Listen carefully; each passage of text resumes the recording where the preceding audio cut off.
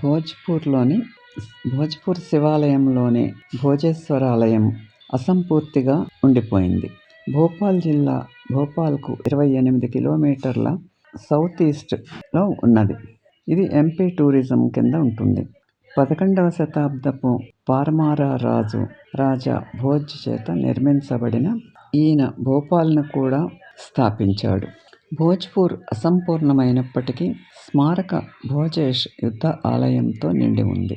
దాని అసంపూర్ణ కార్బైడ్ పైకప్పు మరియు దాని ప్రవేశ ద్వారం యొక్క భాగాలను ఆకట్టుకునే శిల్పాలు కప్పి ఉంచాయి.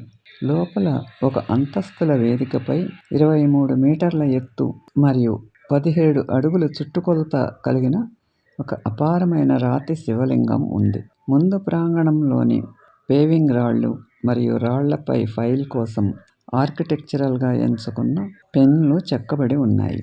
అయితే గేట్ పైకప్పు వరకు రాయిని వేయడానికి ఉపయోగించే మస్సివ్ మట్టి ర్యాంప్ అవశేషాలు చెక్కబడ్డాయి. పరిసరాలు దాదాపు 12,000 సంవత్సరాల నాటి చరిత్రపూర్వ చిత్రాలతో కూడిన భీంబెట్కా గుహలు భోజ్పూర్కు దక్షిణంగా 17 కిలోమీటర్ల దూరంలో ఉన్నాయి.